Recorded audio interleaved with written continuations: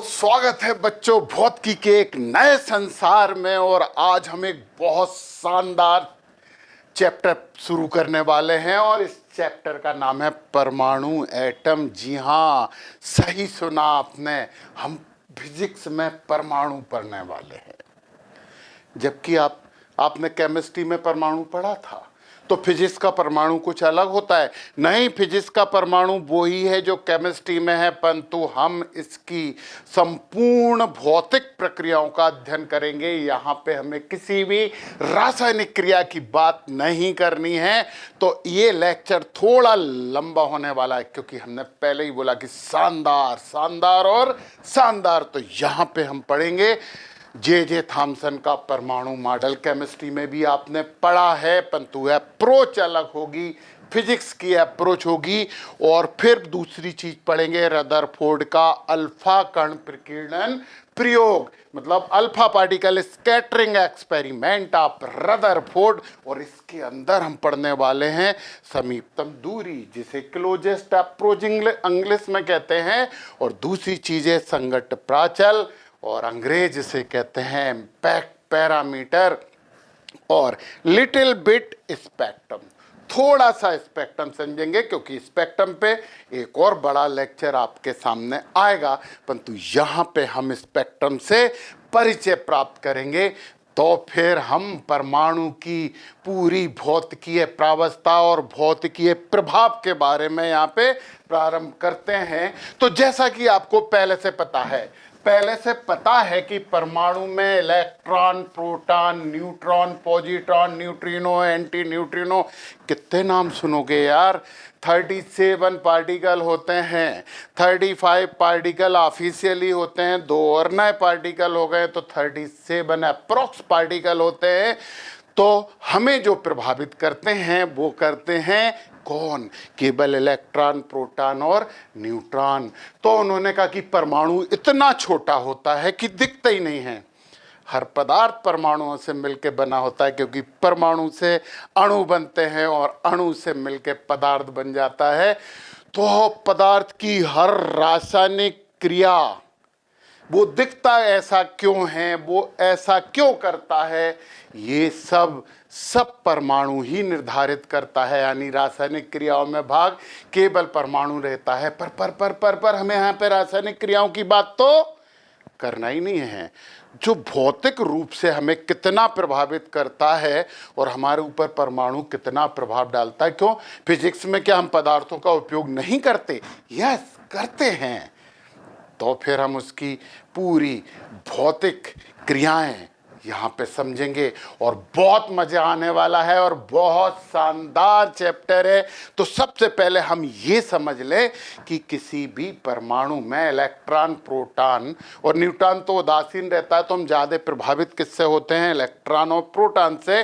वो कैसे व्यवस्थित है और इनकी व्यवस्था को मॉडल कहते हैं। तो सबसे पहले हम बात कर रहे हैं जे थॉमसन। हाँ जी, ये पहले साइंटिस्ट थे जिन्होंने परमाणु के बारे में बताया कि परमाणु कैसा होगा। जे थॉमसन का मॉडल। तो ये व्यवस्थाएं, इलेक्ट्रॉन, प्रोटॉन, न्यूट्रॉन वगैरह वगैरह कैसे व्यवस्थित हैं, इसकी जानकारी देना ही मॉडल कहलाता है। तो जो जे थॉमसन ने बोला कि परमाणु गोलीय होता है, पहली चीज तो क्या बोला इन्होंने? ये बोला गोलाकार होता है। फिर दूसरी चीज इन्होंने क्या बोली कि इस परमाणु में जो इलेक्ट्रॉन होते हैं ना, इलेक्ट्रॉन तरबूज के बीज जैसे परमाणु में धसे होते हैं, परमाणु में धसे होते हैं। इसीलिए पता है इसे बोलते हैं plum pudding model. Plum pudding model समझे क्या बोलता है ये प्लम पुडिंग मॉडल? ये है परमाणु गोली है। और पता है ये हैं इलेक्ट्रॉन, जो कि तरबूज बीज से काट दो यार, तो जैसे उसमें बीज दिखेंगे ना वैसे इलेक्ट्रॉन होंगे। इनसे पूछा कि वो धनावेश कहाँ है, तो उन्होंने कहा कि ये जो है ना, ये धनावेश है, ये तो इलेक्ट्रॉन है, यस, इलेक्ट्रॉन्स हैं, और ये क्या है, ये पॉजिटिव चार्ज है। तो प्लम पुडिंग मॉडल भी इसे कहा, और उन्होंने कहा कि गोलाकार होता है और उसके अंदर इलेक्ट्रॉन ऐसे धसे होते हैं जैसे तरबूज में बीज धसे होते हैं। इसीलिए बच्चों इस मॉडल को प्लम पुडिंग मॉडल भी कहते हैं।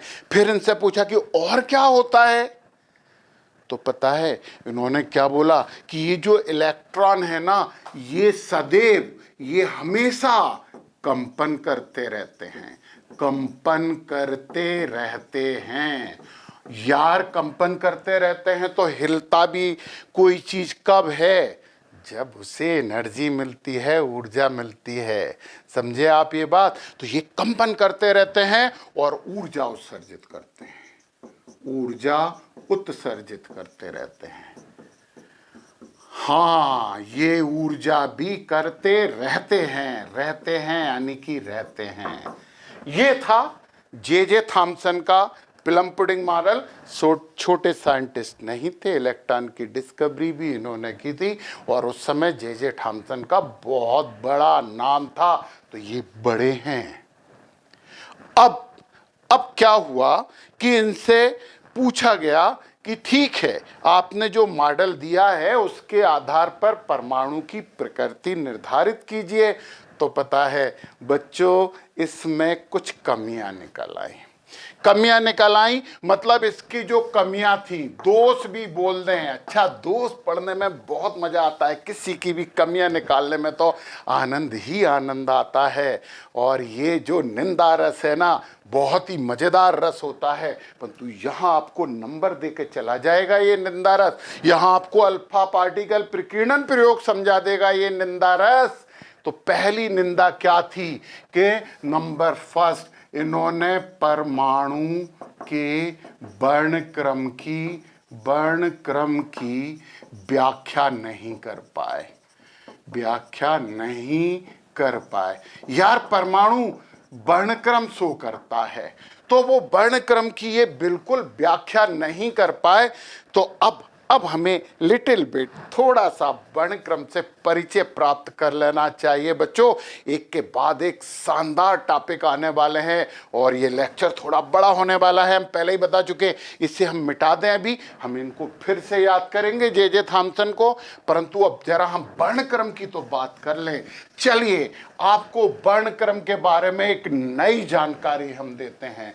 पता है आपने क्या पढ़ा वर्णक्रम के बारे में, कि जब कोई प्रकाश किरण प्रिज्म में से होके गुजरती है तो ये 7 रंगों में विभक्त हो जाती है, और उन 7 रंगों को जब हम पर्दे पर लेते हैं तो इसे वर्णक्रम कहते हैं। तो क्या केवल सूर्य का प्रकाश वर्णक्रम देता है?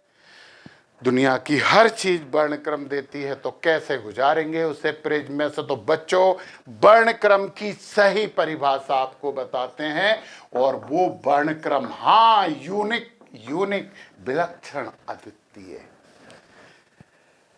Visible effect of energy is called spectrum. Yes, हाँ, हम यहाँ पे क्या बोलेंगे? ऊर्जा का दृश्य प्रभाव वर्णक्रम कहलाता है। यस, इसे नोट कर लें बच्चों, इसे नोट कर लें। वर्णक्रम की आपके सामने एक यूनिक डेफिनेशन है, ऊर्जा का दृश्य प्रभाव वर्णक्रम कहलाता है। कि कैसे प्रभाव देती? देखो ना, जब प्रिज्म में से सूर्य का प्रकाश गुजरता है तो वो पर्दे पर 7 रंग आ जाते हैं। तो प्रकाश क्या है? ऊर्जा है। उसका दृश्य प्रभाव हमें दिखा कि नहीं? यस, ऊर्जा का दृश्य प्रभाव ही वर्णक्रम कहलाता है। Visible effect of energy is called spectrum. वर्णक्रम को अंग्रेजी में स्पेक्ट्रम कहते हैं। 2 प्रकार के वर्णक्रम होते हैं बच्चों।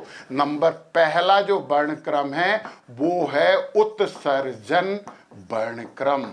हाँ, हम परिचय प्राप्त कर रहे हैं, परंतु पूरा समझेंगे, जितना पढ़ेंगे उतना।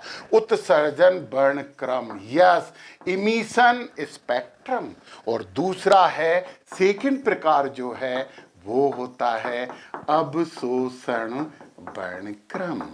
यस, अपशोषण वर्णक्रम। उत्सर्जन वर्णक्रम कब मिलता है?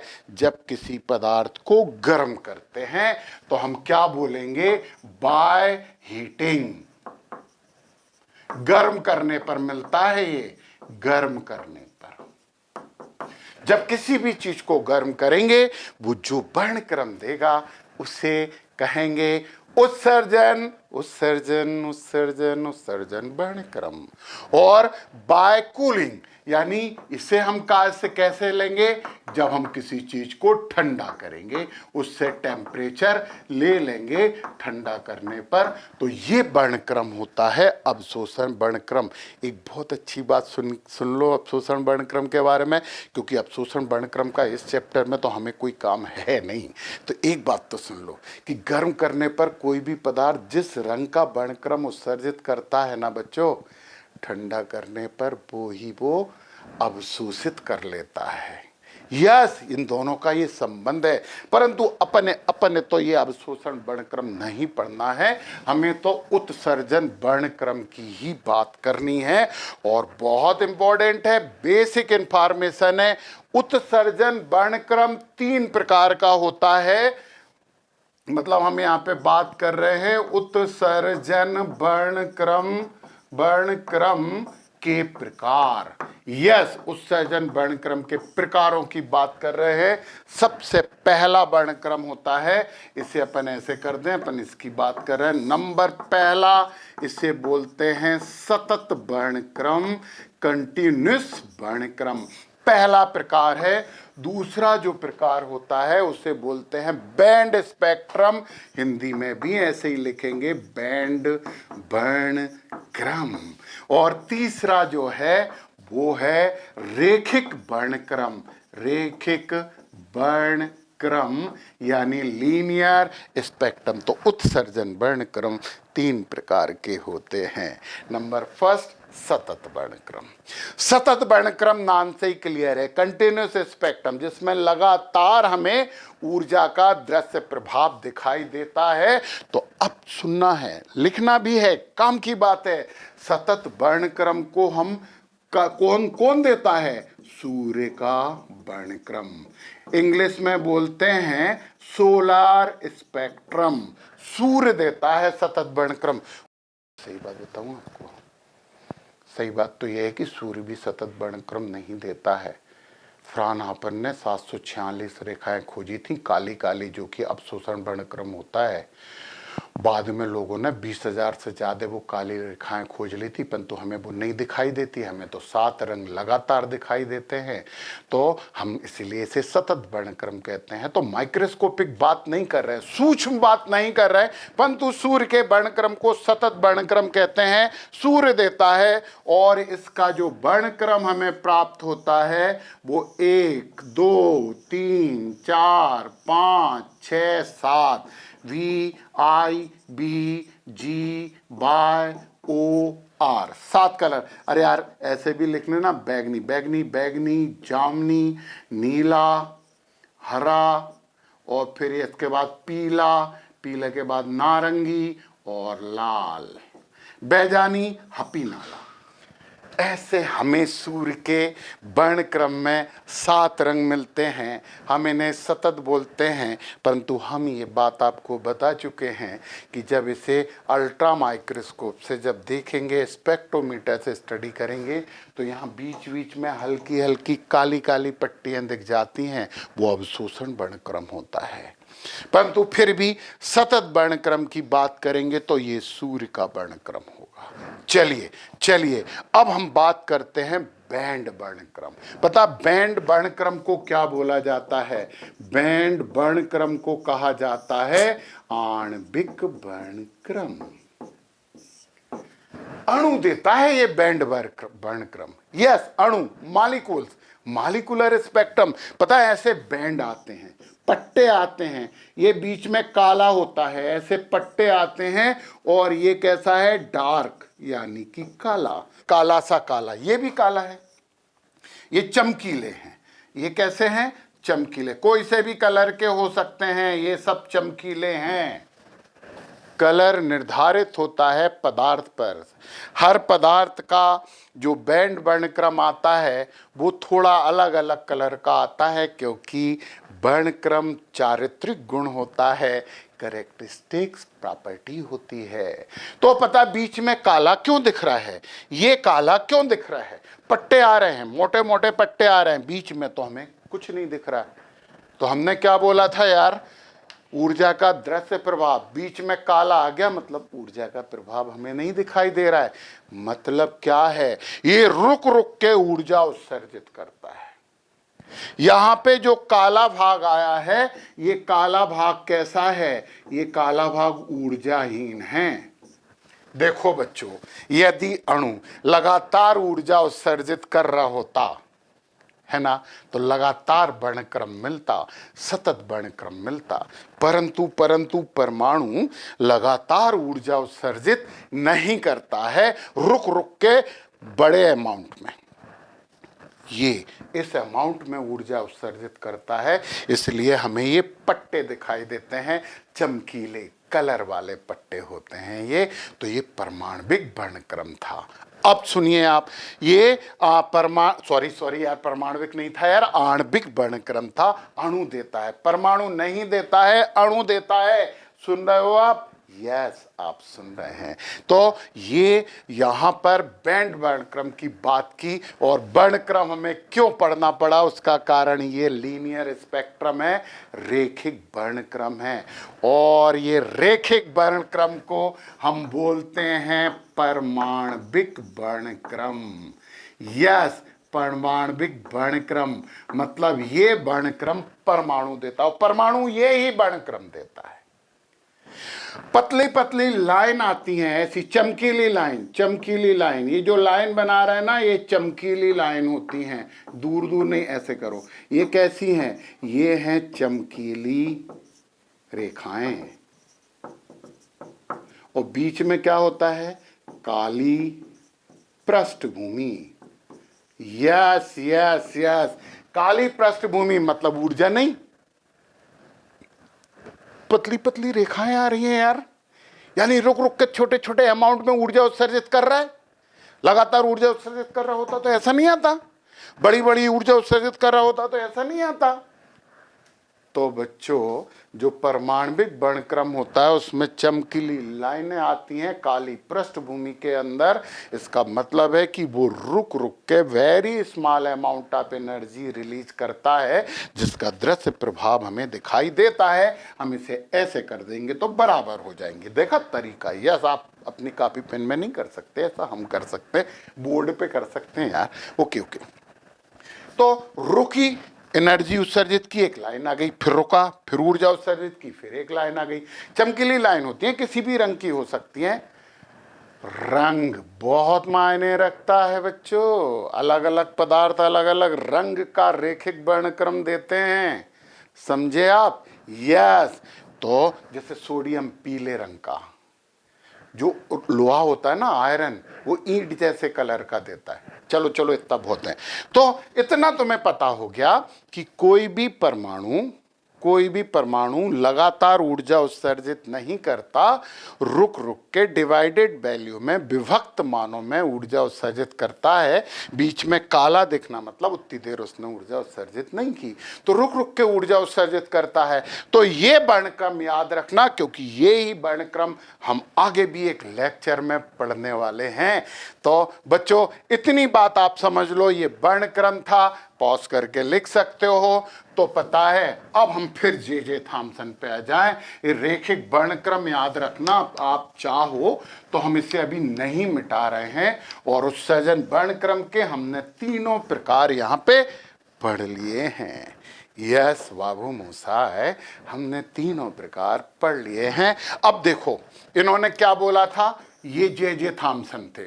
जे थॉमसन ने क्या बोला था कि ये इलेक्ट्रॉन कंपन करते रहते हैं, और कंपन करते हुए ऊर्जा उत्सर्जित करते हैं, बीच में धन भाग होता है। तो देखिए आप, लगातार ऊर्जा उत्सर्जित करते रहते हैं, तो वर्णक्रम लगातार आना चाहिए, है ना। उन्होंने कहा कि इलेक्ट्रॉन लगातार कंपन कंपन कंपन कंपन करते रहते हैं, तो लगातार कंपन करेंगे तो लगातार ऊर्जा उत्सर्जित होगी, तो वर्णक्रम ऐसा नहीं आ सकता। इनसे पूछा कि परमाणु के वर्णक्रम की व्याख्या नहीं कर पाए, तो कौन से वर्णक्रम की? रेखिक वर्णक्रम की। यह अब हम बता दे रहे हैं आपको, क्योंकि आपने रेखिक समझ लिया है। तो जे थॉमसन से पूछा, सर सर प्लीज बताइए, आप तो कह रहे हैं कि ये इलेक्ट्रॉन लगातार ऊर्जा उत्सर्जित कर रहे हैं, तो इनका वर्णक्रम भी लगातार आना चाहिए, क्योंकि ऊर्जा का दृश्य प्रभाव ही वर्णक्रम होता है। परंतु वर्णक्रम तो रुक रुक के ऐसी पतली पतली रेखाएं आती हैं, परमाणु रुक रुक के ऊर्जा उत्सर्जित करते हैं। तो जे थॉमसन कुछ नहीं बता पाए। और अब दूसरा पॉइंट इंपॉर्टेंट है, क्योंकि पूरा लेक्चर उसी पे चलेगा कि रदरफोर्ड ने उसी समय एक प्रयोग किया, और उस प्रयोग के बारे में जे थॉमसन कुछ भी नहीं बता पाए। मतलब सेकंड बात यह है कि प्रायोगिक निष्कर्षों की, वो प्रायोगिक निष्कर्ष किसके थे? रदरफोर्ड के। निष्कर्षों कर देते हैं, निष्कर्षों की व्याख्या करने में असफल हो गए, अनसक्सेस, असफल हो गए। ये दूसरा ड्रॉबैक था। तो अब हमें समझना है कि वो प्रायोगिक निष्कर्ष क्या थे जिन्हें जे थॉमसन नहीं बता पाए।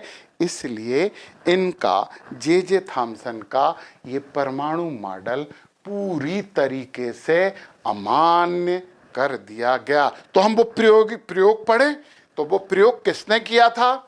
यार जो नाम हम लिख रहे हैं ना, उनने नहीं किया था, परंतु उनके ही नाम से पढ़ेंगे पूरा।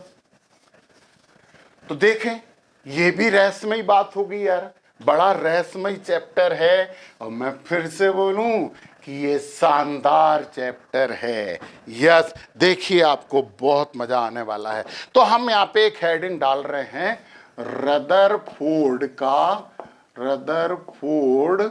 का अल्फा कण विकिरणन प्रयोग।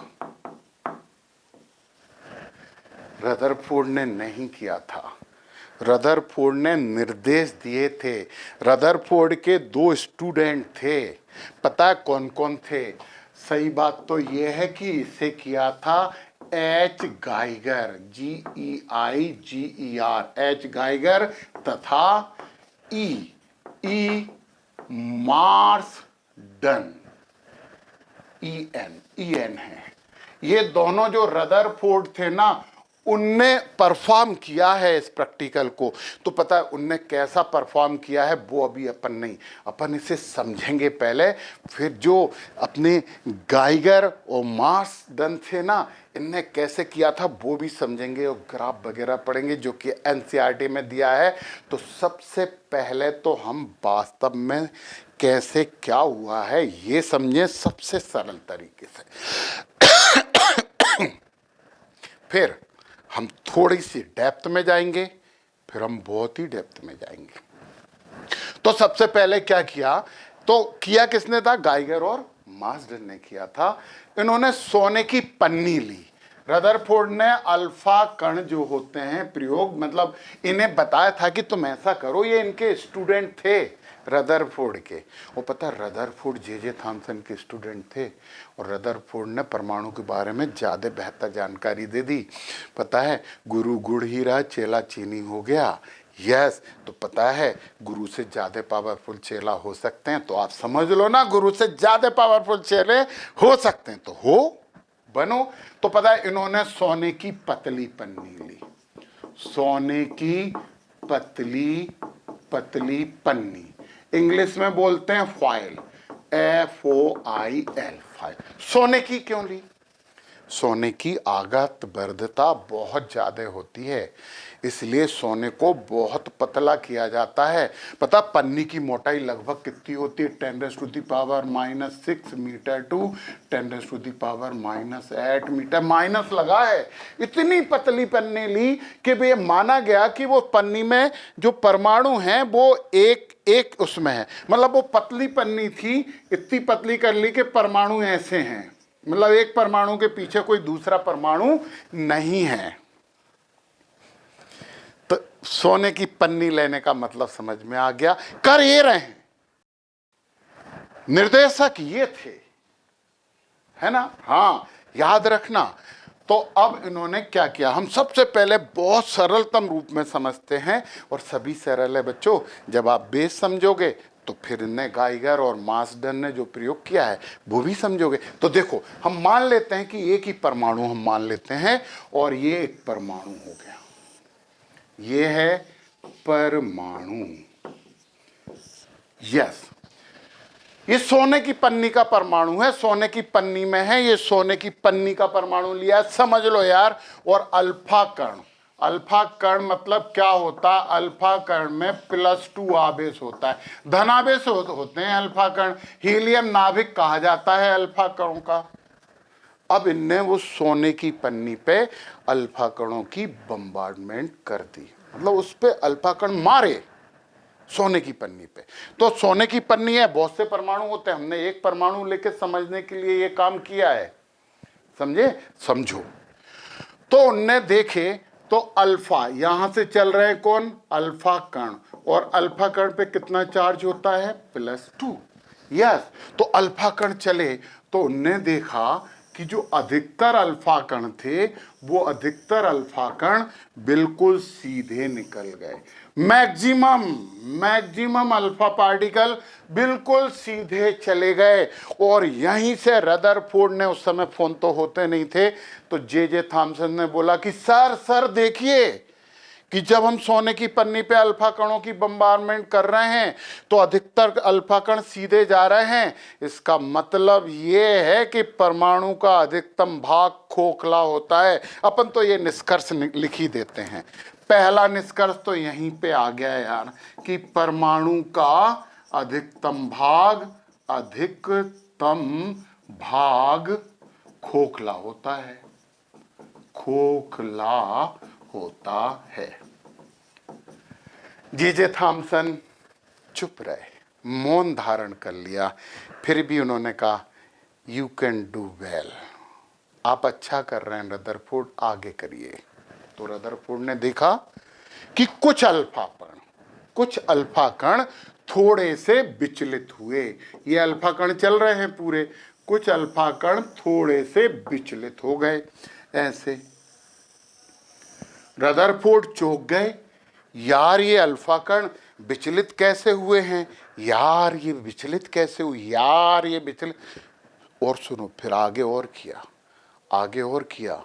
उन्होंने देखा कि कुछ अल्फा कण 90 से ज्यादा डिग्री पे, मतलब ग्रेटर देन 90, सीधे जा रहे थे, इधर जाना था, उससे 90 से ज्यादा डिग्री से विचलित हो गए। कुछ अल्फा कण 90 से भी ज्यादा डिग्री पे विचलित हो गए। पता कितने में से? मतलब यहां पे हम बोलेंगे, इसकी बात करेंगे, more than 90 degree 1 out of 8000। मतलब 8000 अल्फा कणों में से एक अल्फा कण 90 डिग्री से ज्यादा से विचलित हो गया।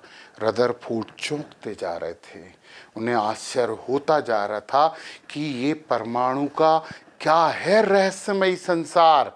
फिर आगे की बात सुनो ना, और स्पेशल कि उन्होंने देखा, अब अपन लाल कलर से बनाते हैं, कि कुछ अल्फा कण वापस लौट गए। अरे अरे अरे अरे, और ये वापस लौटे ना, ये 1 आउट ऑफ 10⁻6, 10⁻6 अल्फा कणों में से एक अल्फा कण वापस लौट गया।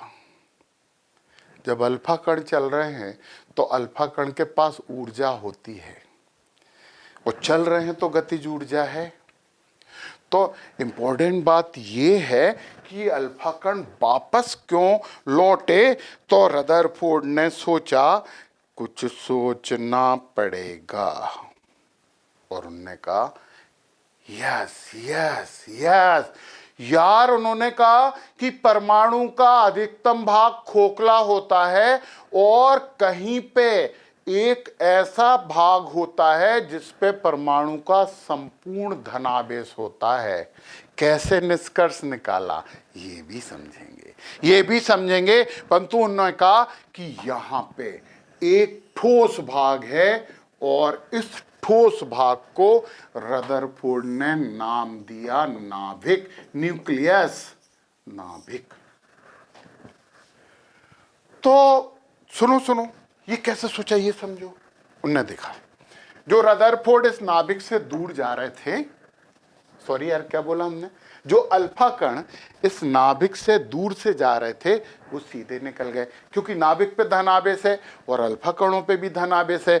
और ये बात तो आप जानते हैं कि धनावेश और धनावेश एक दूसरे को प्रतिकर्षित करता है। परंतु जो दूर से निकले उन्हें उसने कुछ नहीं कहा, जाओ। जो थोड़े पास आए उन्हें थोड़ा सा विचलित कर दिया। किसके पास? इस नाभिक के पास। और इस नाभिक पे क्या है? संपूर्ण धनावेश। और सुनो, जो और पास आए वो ज्यादा कोण से विचलित हो गए, प्रकीर्णित हो गए, और जो नाभिक पे ही जा रहा था उसे नाभिक ने प्रतिकर्षित कर दिया, कि वापस लौटिए। तो उन्होंने क्या बोला? दूसरा निष्कर्ष देखो, सेकंड क्या बोला कि परमाणु के केंद्र में एक ठोस भाग होता है, जिस पर परमाणु का संपूर्ण धनावेश तथा द्रव्यमान केंद्रित रहता है।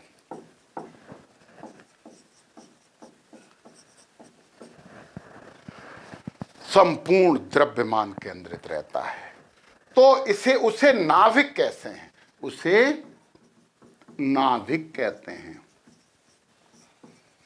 तो central part of an atom known as nucleus, और total positive charge and mass, पूरा द्रव्यमान उस पर रहता है, संपूर्ण धनावेश उस पर रहता है। तो ये अल्फा कणों का ये बिहेवियर आपको समझ में आया। ये हमने एक परमाणु से समझा है ना। हमने मान लिया कि हम इस परमाणु को बहुत बड़े स्पेक्ट्रोमीटर से या माइक्रोस्कोप से देख रहे हैं, तो ये है, कारण भी समझ में आ गया। वापस कौन लौटा? जो इसके ऊपर ही जा रहा था उसे उसने वापस किया, वो उसे पेनेट्रेट नहीं कर पाया, भेद नहीं पाया, इसीलिए तो उन्होंने ठोस भाग लिखा है कि अल्फा कण। देखो बच्चों, किसी चीज से टकरा के वो वहीं के वहीं रुक जाए, जैसे तुम भागते हुए दीवार से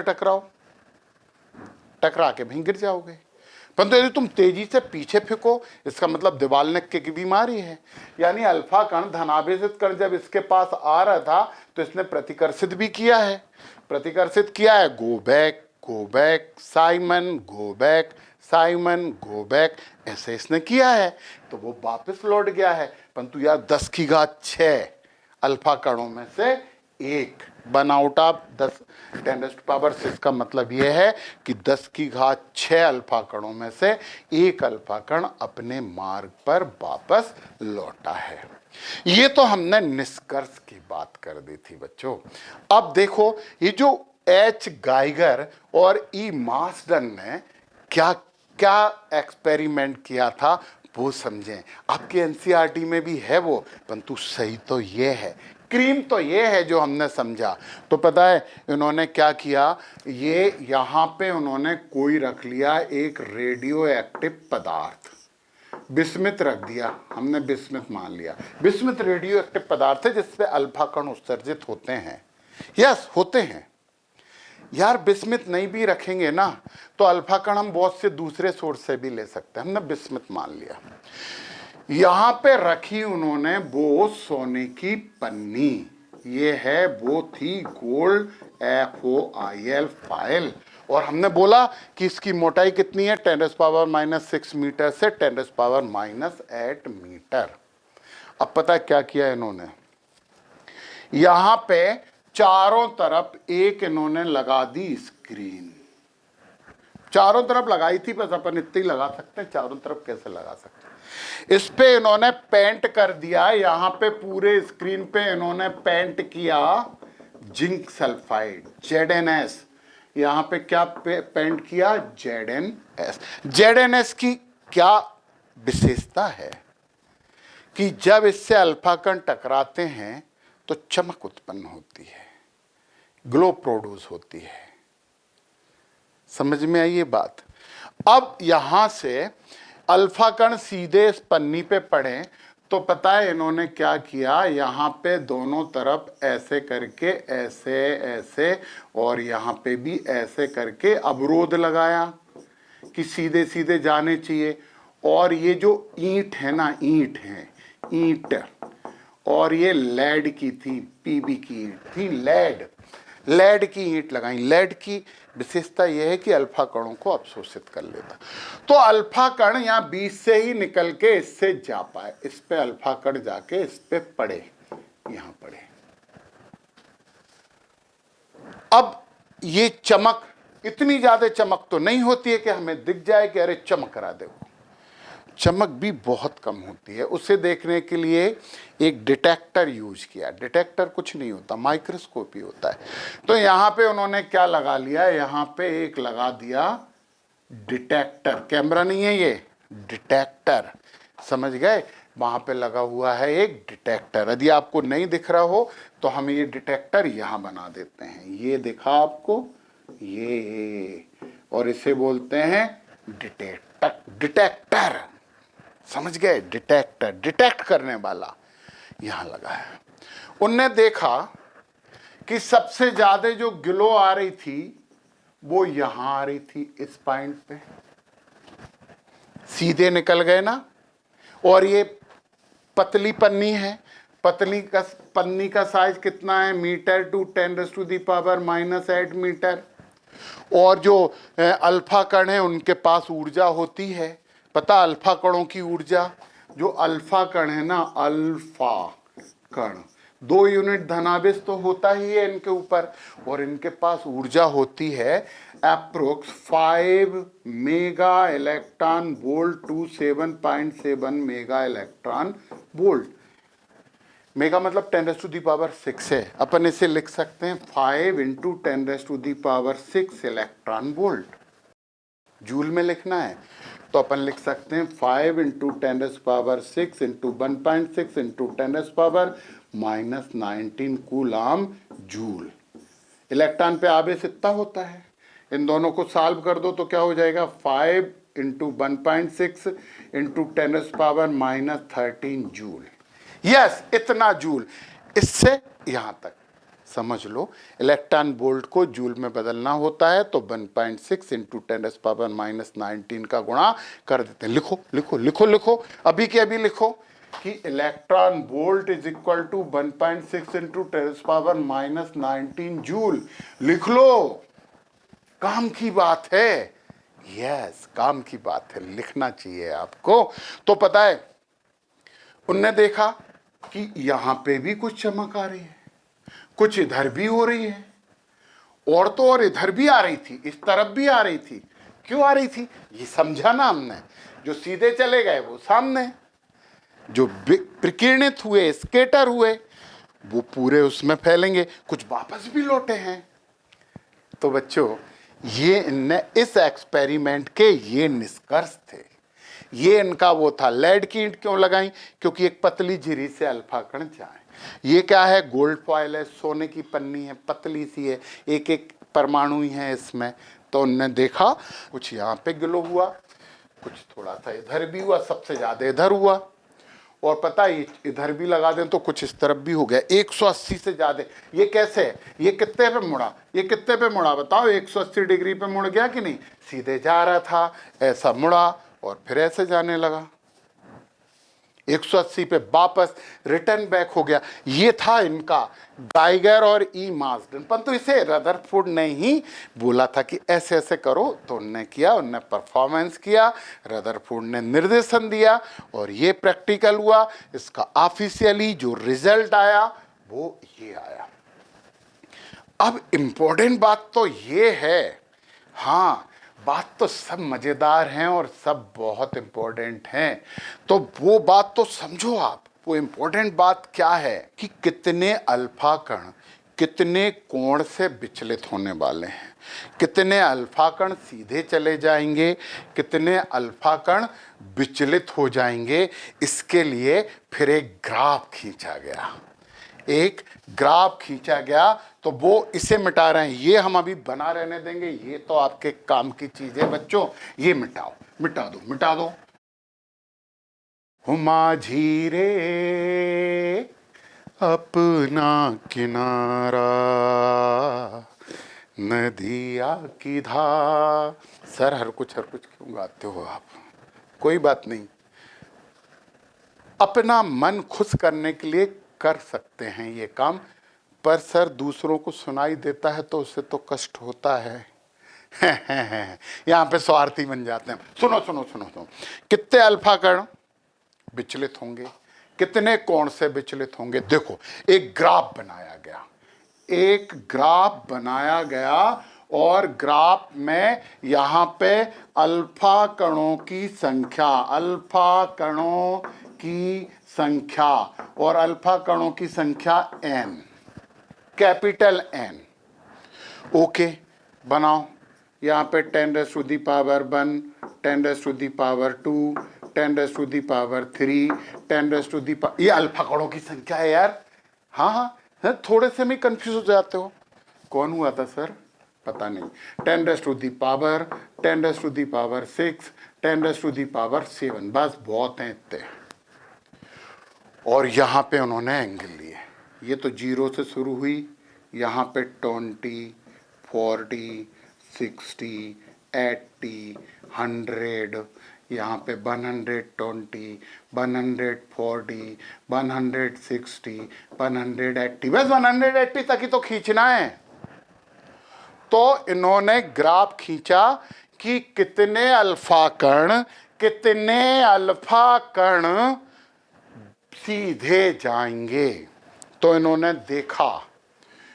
देखा कि जो अल्फा कण सीधे जा रहे हैं ना वो अधिकतम है 10⁻7। यहां से ग्राफ खींचना शुरू हुआ। आपकी एनसीईआरटी की बुक में प्रायोगिक निष्कर्षों के आधार पर ग्राफ खींचा है। हालांकि कितने अल्फा कण और कितने एंगल से विचलित होंगे ये बात तो हम समझ लेंगे, अभी समझ ही लेंगे, परंतु अभी समझो।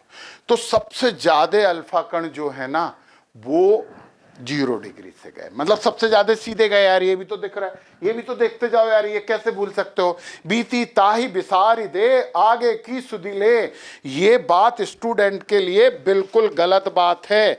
स्टूडेंट को बीती बातें याद रखनी चाहिए, ये तो फालतू लोगों के लिए है, समझ लो आप। तो हम ये बात नहीं मानेंगे उनकी कि बीती ताही बिसारी दे आगे की सुदिले, हमें तो बीती बातें याद रखनी हैं। तो पता है सबसे ज्यादा अल्फा कण 0 डिग्री से हुए, 10⁻7, और फिर इसका ग्राफ आया, पूरा एक्सपेरिमेंटल उन्होंने खींचा है, अपन इसे अंदाज से खींच लेते हैं।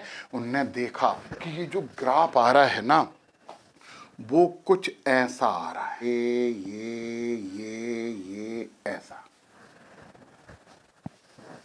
ये ग्राफ आया। मतलब यदि ये वैल्यू उन्होंने निकाली है ना कि ये वैल्यू कैसे हुई है, तो ये प्रायोगिक निष्कर्ष था, यस निष्कर्ष उन्होंने निकाला है। कैसे निकाला सर, कैसे निकाला है? तो रदरफोर्ड ने एक फार्मूला दिया कि अल्फा कणों की संख्या और कोणों के बीच का संबंध उन्होंने स्थापित किया, और वो रदरफोर्ड का फार्मूला था एन बराबर के जेड स्क्वायर। जेड परमाणु क्रमांक होता है, और नीचे आया sine power 4 theta by 2, sine power 4 theta by 2। ये एक संबंध था। ये कौन है? ये अल्फा कणों की संख्या है। के क्या है? के तो एक नियतांक है, के एक नियतांक है, और इस नियतांक का मान दिया जाएगा, इसलिए आप टेंशन में नहीं रहें। जेड क्या है? जेड है परमाणु क्रमांक। यस यस यस, जैसे कि सोने का परमाणु क्रमांक है, सोने की पन्नी से कर रहे ना हम, सोने की पन्नी से कर रहे ना, तो सोने का परमाणु क्रमांक 79 होता है, सोने का परमाणु क्रमांक। यस। और थीटा क्या है? विकिरण कोण, विचलन कोण बोल देते हैं, विचलन कोण, स्कैटरिंग एंगल, इसको एक और शब्द भी बोल सकते हैं, प्रकीर्णन कोण। लो, परमाणु क्रमांक आपको पता रहेगा किस पे कर रहे हैं, बहुत सी चीजों पे कर सकते हैं, सोने पे ही ज्यादा किए उन्होंने। और फिर के नियतांक इसका मान रहेगा। समझ गए ये बात? तो इससे हम निकाल पाएंगे कि कितने कोण से कितने अल्फा कण कौन से पदार्थ में विचलित हो रहे हैं। सोने के लिए जेड बराबर हम रखेंगे 79, दूसरा आया तो जेड का मान अलग हो जाएगा, तो अलग अलग पदार्थों में ये विचलन कोण भी अलग अलग निकलेगा। विचलन कोण हमें पता है, थीटा विचलन कोण है, साइन की वैल्यू तो आपको वैसे ही पता है यार, बहुत अच्छे से पता है। तो पता है ये यहाँ पे ये जो ग्राफ खींचा गया है वो प्रायोगिक निष्कर्षों के आधार पर खींचा गया है। तो हम यहाँ पर चलिए एक छोटा सा सवाल इस फार्मूले पे आधारित कर लेते हैं। ओके, तो सवाल करने के लिए क्या हम ये ग्राफ मिटा दें? पूछ रहे हैं, जस्ट पूछिंग, मिटानी है हमें। तो ये फार्मूला भी आपके पास आ गया यार। अभी तो और भी इससे भी ज्यादा इंपॉर्टेंट बात करनी है। हमने कहा था ना कि हम परमाणु की जो भौतिक प्रक्रियाएं हैं उनका अध्ययन करेंगे। मान लो एक सवाल दे रहे हैं कि माना सोने की पन्नी मान लो किसी पदार्थ पे बोल दें, किसी पदार्थ से 60 डिग्री पर 4000 अल्फा कण प्रकीर्णित होते हैं।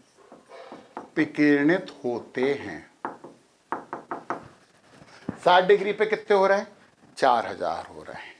तो 90 डिग्री से कितने होंगे? यस, ये इन्होंने सवाल पूछा है। चलो फार्मूला ये रखा है।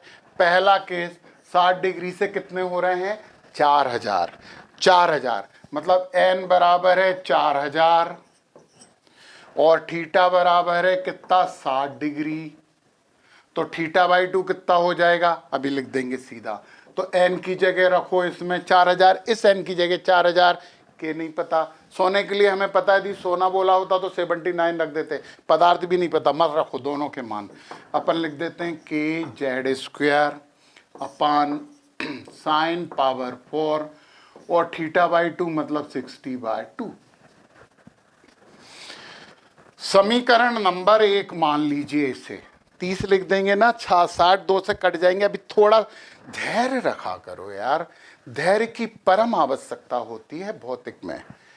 हाँ, अब दूसरा केस 90 डिग्री पूछा है, तो ये फर्स्ट केस हो गया था।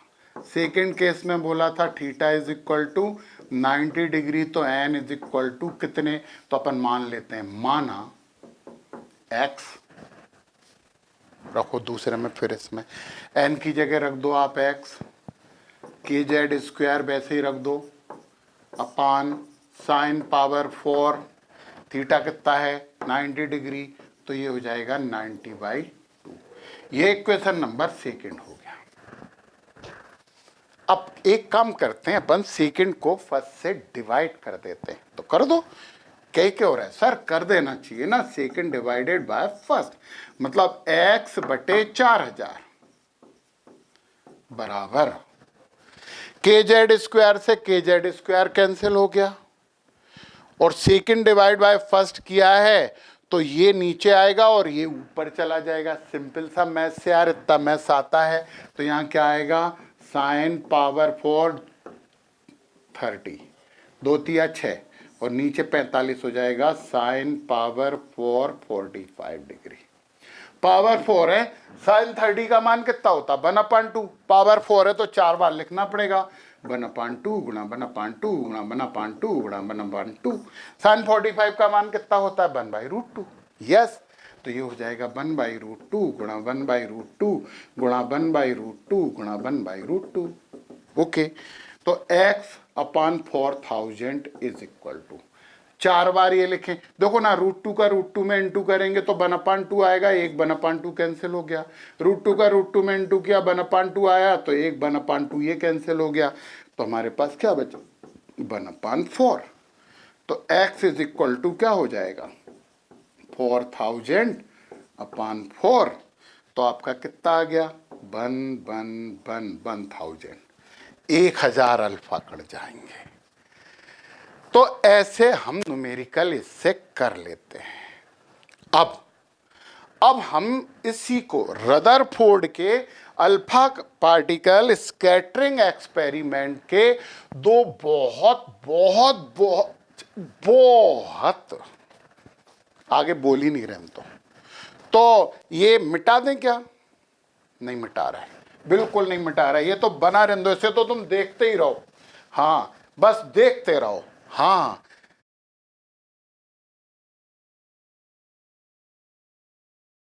ओके, अब हम यहाँ पे बात कर रहे हैं, काम की बात है, बहुत ही काम की बात है, और वो हम बात कर रहे हैं आपकी, क्या बोलेंगे उसे, समीपतम दूरी।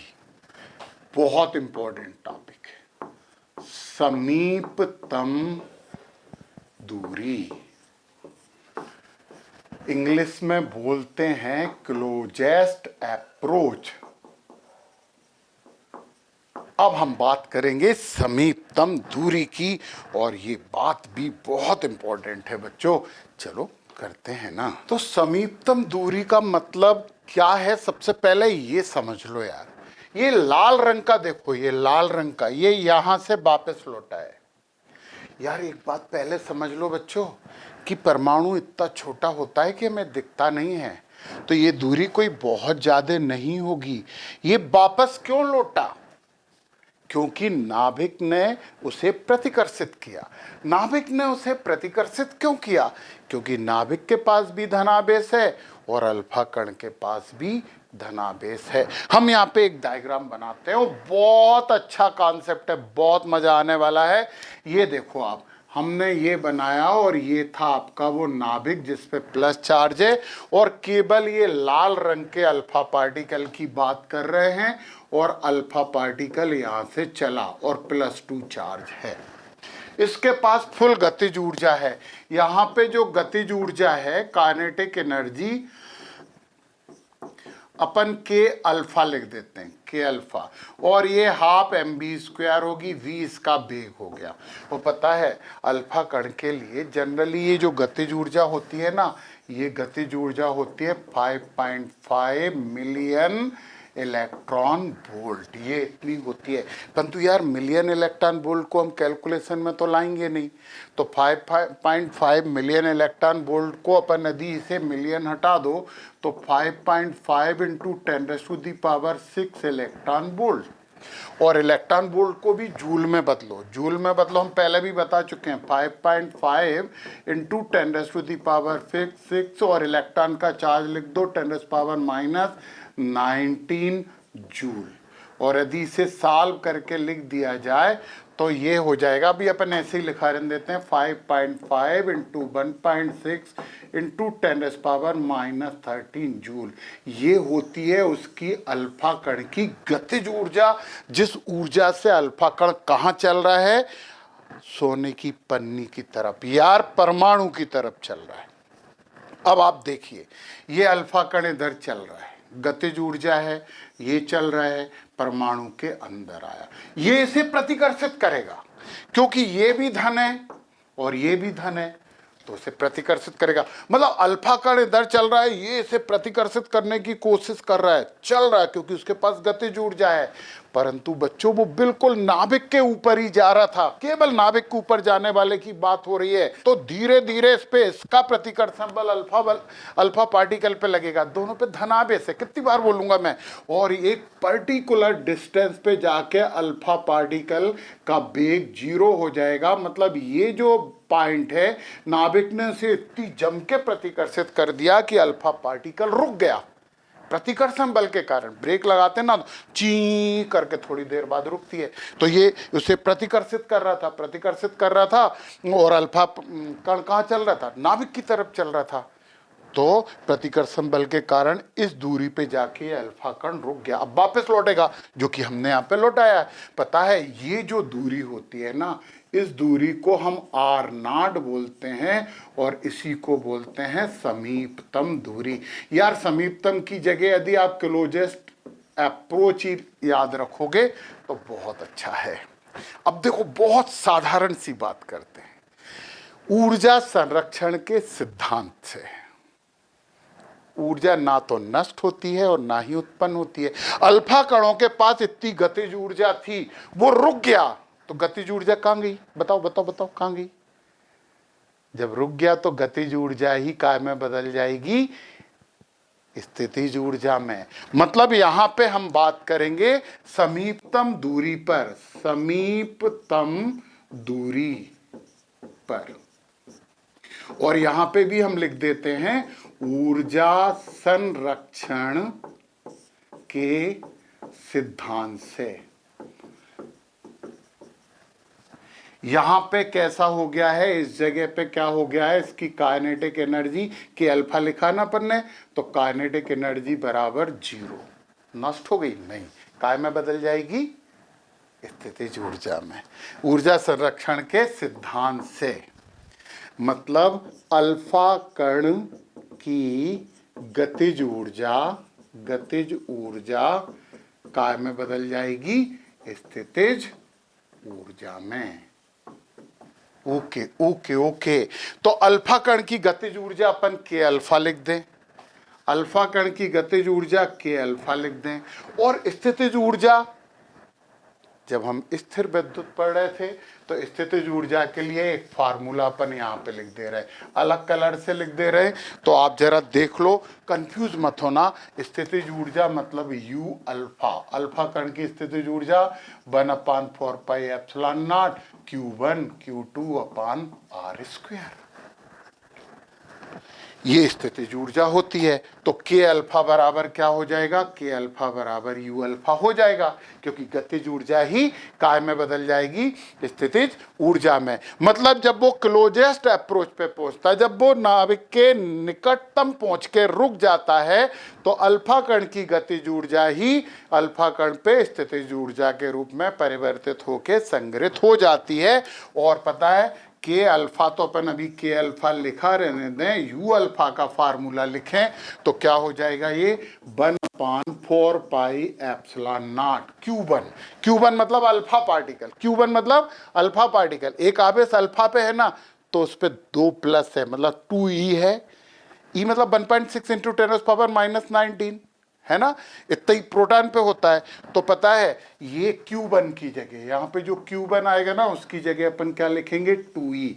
ये किसके लिए है? Q1 की जगह हम यही लिख दे रहे हैं, Q1 की जगह अल्फा पार्टिकल और इस पे कितना है? 2e। नाभिक के पास कितना है? जितना परमाणु क्रमांक होगा उतने ही प्रोटॉन होंगे। तो नाभिक के पास यदि हम Q2 की बात करें तो Ze, Z परमाणु क्रमांक है। प्रोटॉन पे भी इलेक्ट्रॉन के बराबर आवेश होता है, तो Q2 बराबर क्या हो जाएगा? Ze और अपान R0। R स्क्वायर नहीं है बच्चों, R है, सॉरी, U अल्फा बराबर, देख लेना यार, थोड़ा सा गलत लिखा था, ये R आएगा, R स्क्वायर नहीं होता है स्थितिज ऊर्जा में, आप समझ लीजिए ऐसे, है ना, R होगा तो अपान R0। अब हमें R0 का मान चाहिए। तो आर नॉट मतलब ये निकाल रहे हैं समीपतम दूरी। तो आर नॉट इधर ले आओ, के अल्फा सामने पहुंचा दो, तो आर नॉट बराबर हो जाएगा 1/4πε0।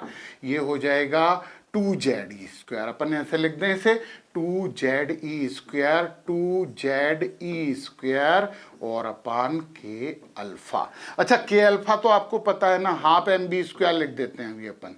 बी मतलब अल्फा पार्टिकल का बेग। तो के अल्फा की जगह अपन हाफ mv² लिखेंगे तो ये 2 ऊपर चला जाएगा। तो आर नॉट बराबर क्या हो जाएगा, चलो एक बार ऐसे लिख देते हैं 2ZE², ये 2 है ना, अपान 4πε0 इंटू 1/2mv²। ये 2 ऊपर चले गए तो आर नॉट बराबर हो जाएगा 4ZE² अपान 4πε0 mv²। ये होगी आपकी समीपतम दूरी। तो समीपतम दूरी पे क्या होता है, अल्फा कण की गतिज ऊर्जा स्थितिज ऊर्जा में परिवर्तित हो जाती है पूरी के पूरी, क्योंकि रुक गया तो बेग खत्म हो गया, बेग खत्म हो गया तो उसकी पूरी की पूरी गतिज ऊर्जा स्थितिज ऊर्जा में बदल जाएगी। ये हमारे लिए बहुत इंपॉर्टेंट फार्मूला है। और बच्चों, ये क्लोजेस्ट अप्रोच बिल्कुल नाभिक के पास ही होता है। सुनो, यहां से तुम v भी निकाल सकते हो, अल्फा कण का बेग भी निकाल सकते हो। ये क्या है, उसका द्रव्यमान है, और ये आपका जेड परमाणु क्रमांक है, ये इलेक्ट्रॉनिक आवेश है। और 1/4πε0 बराबर पता है कि नहीं, यहां लिख रहे हैं 1/4πε0 इज इक्वल टू 9 × 10⁻⁹ हम लिखेंगे न्यूटन मीटर स्क्वायर पर कूलम स्क्वायर। ये इसका मान होता है। तो बच्चों, यदि हम क्लोजेस्ट अप्रोच पता कर लेना तो ये परमाणु की त्रिज्या भी पता लग जाती है, इससे परमाणु का आकार भी पता लग जाता है इससे। तो आर नॉट निकालें, सोने के लिए आर नॉट निकालें। हाँ, अपन अब ये नीचे वाली चीज मिटाते हैं, अपन सोने के लिए आर नॉट निकालते हैं। गोल्ड के लिए परमाणु का आकार,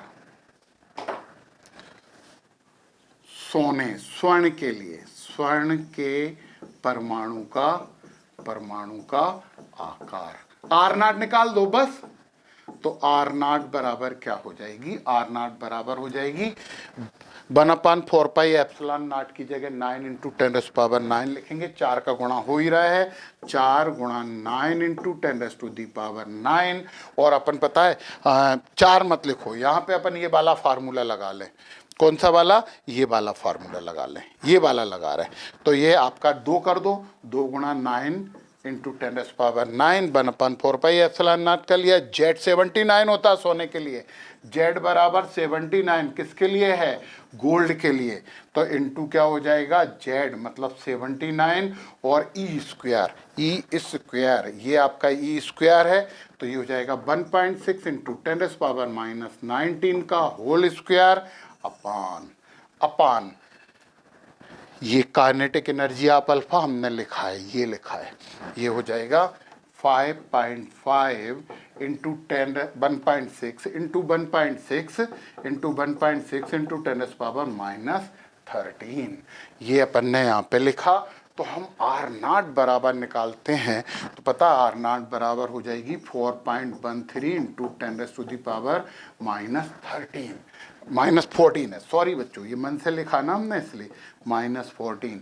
और वो फर्मी क्या होती है, 10⁻⁻14 फर्मी होती है ना। तो ये इतनी मीटर आई तो ये हो जाएगा 41.3 फर्मी। परमाणु का आकार भी हमने यहाँ पे निकाल लिया। तो ये थी क्लोजेस्ट अप्रोच।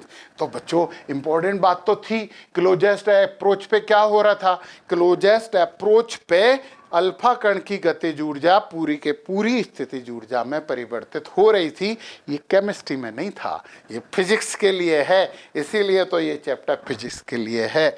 ओके, अब हमें एक और चीज पढ़नी है। ये हमने निकाल भी लिया इसका, सोने के लिए परमाणु का साइज। अब हम पूरा मिटाते हैं क्योंकि आपने बहुत अच्छे से समझ लिया है इसे। अब हम बात करते हैं इम्पैक्ट पैरामीटर। चलो उसकी भी बात कर लें।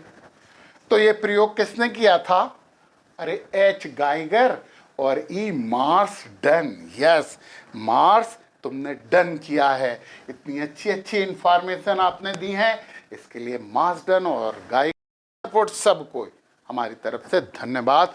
और अब हम बात करते हैं संघट्ट प्राचल की।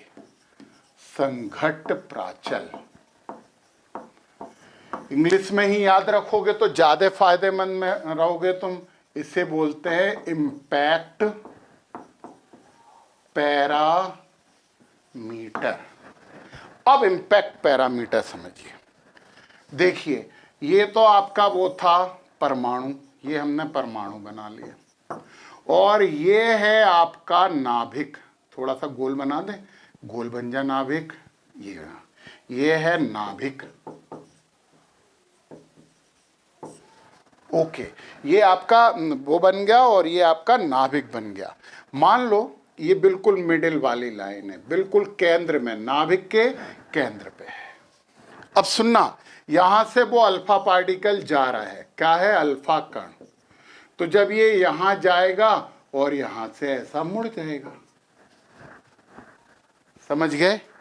तो पता है इससे इसका वेलोसिटी वेक्टर यानी कि वेग सदिश, मतलब हम क्या बोलेंगे, अल्फा कण का वेग सदिश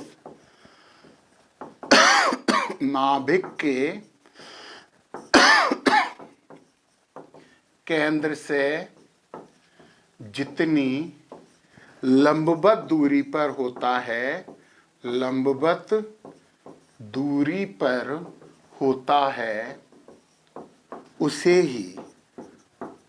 ही संघट्ट प्राचल कहते हैं। संघट्ट प्राचल कहते हैं, उसे ही संघट्ट प्राचल कहा जाता है। मतलब ये वाली दूरी, इसका वेलोसिटी वेक्टर ये है, इसका कलर बदल दो यार, कंफ्यूजन होता है ना।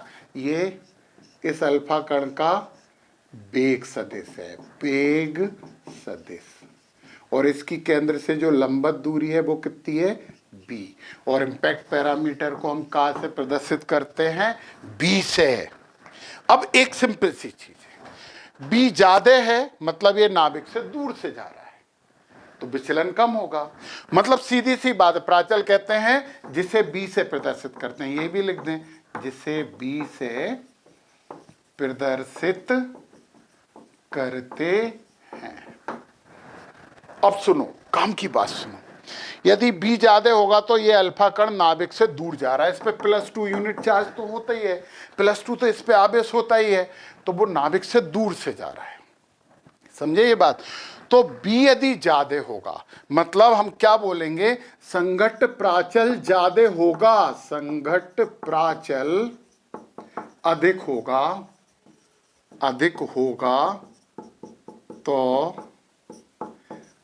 अल्फा कण का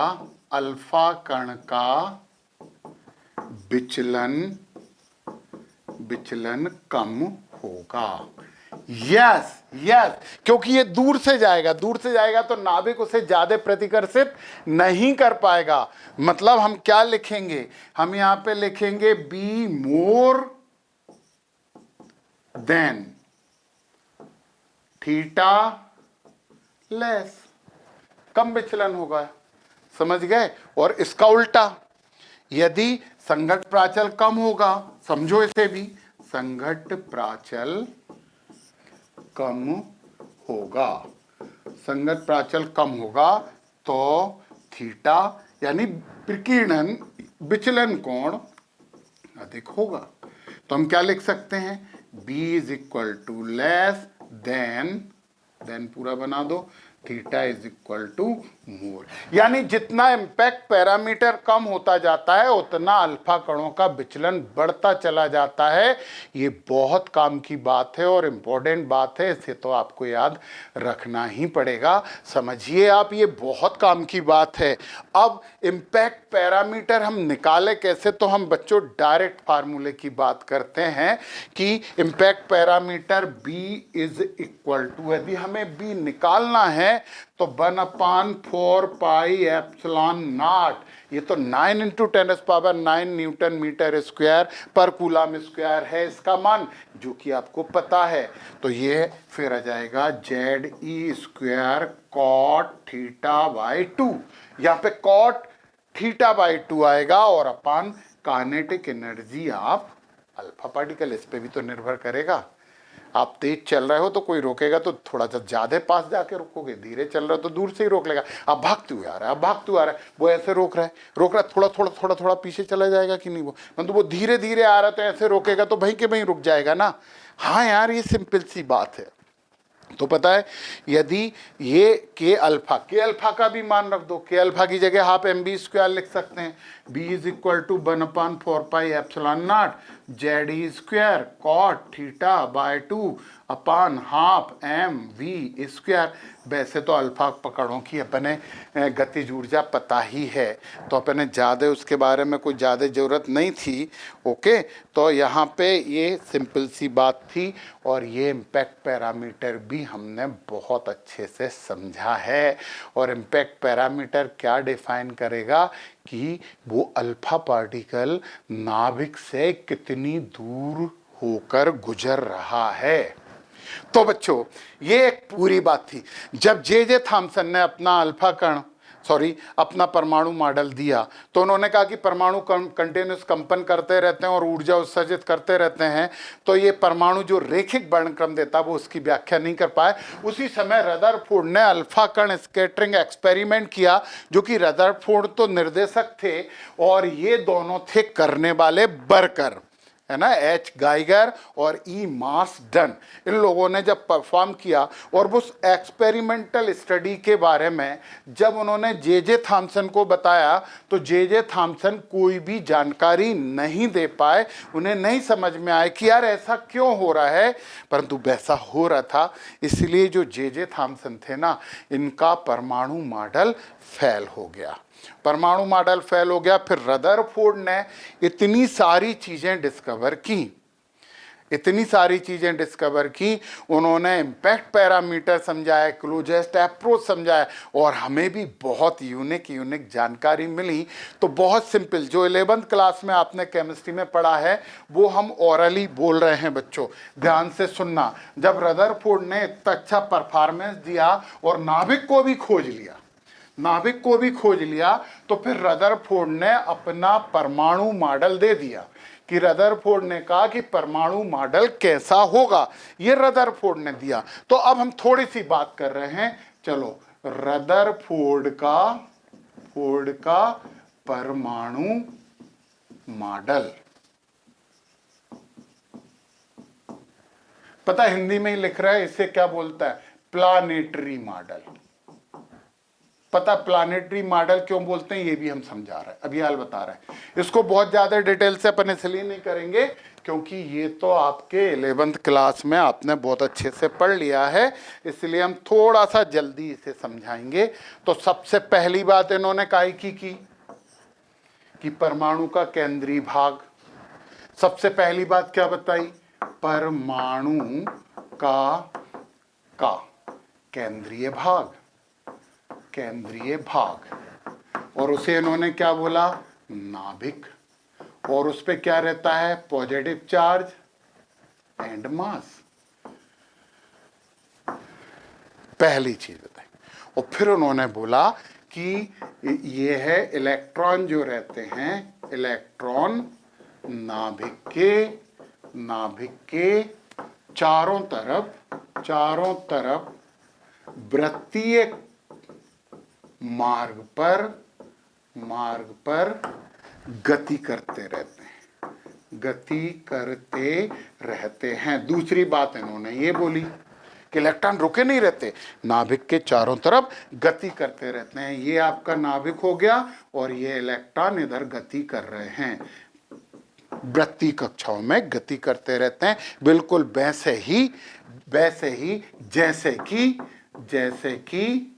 ग्रह सूर्य के चारों तरफ यस चारों तरफ गति करते हैं। इसलिए इसे प्लानेटरी मॉडल बोला जाता है। अब प्रश्न ये हुआ कि यार ये गति करते रहते हैं, तो इन्हें गति करने के लिए ऊर्जा कहां से मिलती है? इंपॉर्टेंट बात है, बिना ऊर्जा के तो कोई काम नहीं होता। तो पता है रदरफोर्ड ने क्या बोल दिया यार, कि तीसरी बात कि गति करते हुए इलेक्ट्रॉन ऊर्जा उत्सर्जित करते रहते हैं। यार समस्या हो गई, करते रहते हैं, समस्या क्या हो गई? जब वो गति करते रहेंगे और हमेशा ऊर्जा उत्सर्जित करते रहेंगे तो उनका वर्णक्रम रेखिक नहीं आ सकता ना। रदरफोर्ड ने गलती कर दी, यहां पे गलत हो गए रदरफोर्ड। इतना बड़ा एक्सपेरिमेंट किया था, नाभिक को उनने खोजा था, यहां पे गलती कर दी, उत्सर्जित करते रहते हैं। अब समस्या क्या हो गई? इनके दोष की बात करें, दोष तो ये क्या कर पाए, क्या नहीं कर पाए? परमाण्विक वर्णक्रम की व्याख्या करने में पूरी तरीके से असफल।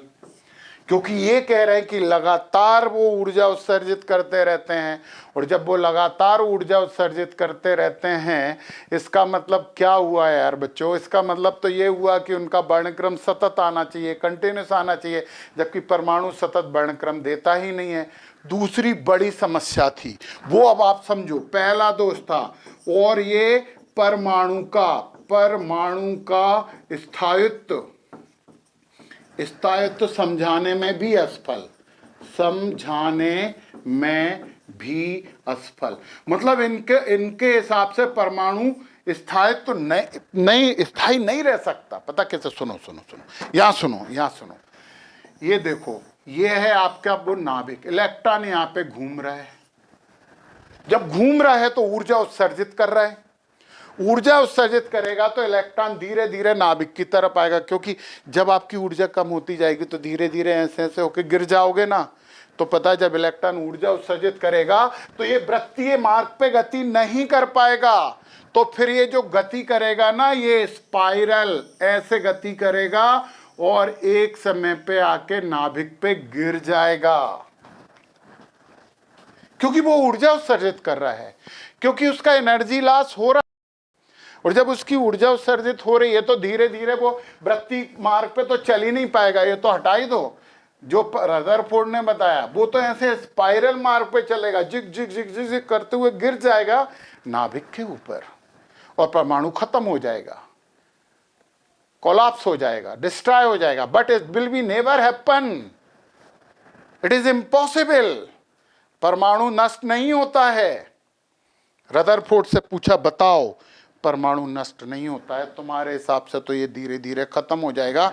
तो रदरफोर्ड ये दोनों बातें एक्सप्लेन नहीं कर पाए थे। तो फिर क्वांटम मैकेनिक्स ने हेल्प की थी, क्वांटम मॉडल आया था, जिसे कि आप केमिस्ट्री में पढ़ोगे, हम भी पढ़ेंगे। तो नए लेक्चर में बच्चों बहुत यूनिक और अच्छी जानकारियों के साथ हम फिर से मिलते हैं। तब तक के लिए नमस्कार।